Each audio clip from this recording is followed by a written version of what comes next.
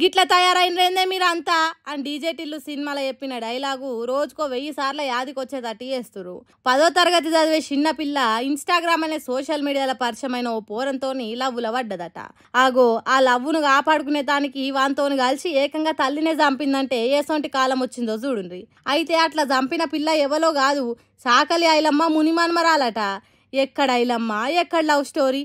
బతికే కష్టమైన రోజున బాంచన్ బతుకులు పోవాలనని గుత్పలు పట్టి దొరలను తరిమిన శాఖల ఐలమ్మ ఎక్కడ?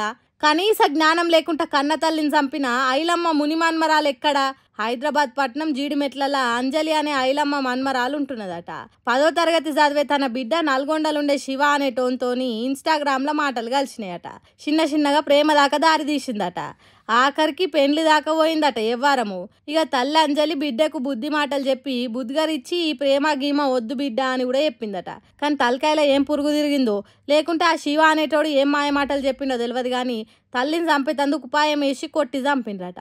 ఆ ముచ్చట్ను అంజలి వాళ్ళ అక్క ఏడ్చుకుంటా చెప్తున్నది. దాని బిడ్డకు ఇన్స్టాగ్రామ్ లో శివ అనేటోడు పరిచయం అయిందంట. అది ఒక 5 days కింద లేచిపోయింది. 5 days కింద లేచిపోతే పోలీస్ స్టేషన్ లో కంప్లైంట్ ఇచ్చిందంట. పోలీస్ స్టేషన్ లో కంప్లైంట్ ఇస్తే సార్ వాళ్ళు వెళ్ళి అబ్బాయిని తీసుకొచ్చి అమ్మాయిని తీసుకొచ్చిల్లంట.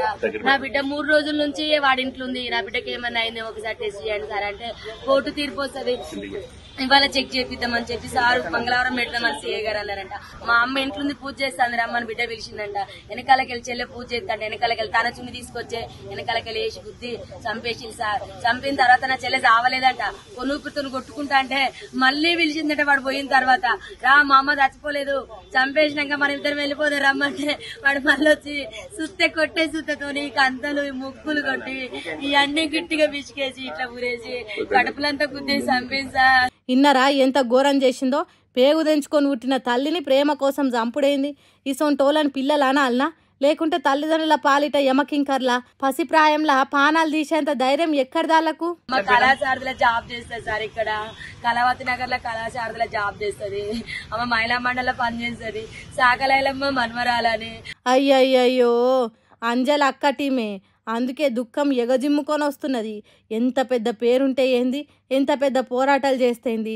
చిన్నప్పటి నుంచే పిల్లలు ఏం చేస్తున్నారు, వాళ్ళు చేసే పని మంచిదా చెడ్డదా అనేది చూడాలి. వాళ్ళకి చెడ ఆలోచనలు రాకుండా చూసుకోవాలి. అట్లయితేనే ఒగిసొంటి జరిగాయి. లేకుంటే వాళ్ళు ఎప్పుడేం చేస్తారో ఎవల పానాలు తీస్తారో తెలియకుండా అవుతుంది. ఇప్పుడు అన్ని ఇసొంటి మర్డర్లే జరుగుతున్నాయి. తెలిసి తెలియనీడులా ముక్కు ముఖం తెలియనోడు మాట్లాడితే చాలు అదే ప్రేమ అనుకుంటుండ్రు. దానికోసం ఎంతకైనా తెగిస్తున్నారు. కాబట్టి జరంత పైలం అయ్యవ్వలు అని అంటుర్రు. ఇంతటి ఘోరం చూసినా దునియా పబ్లిక్ అంత ఇప్పుడు.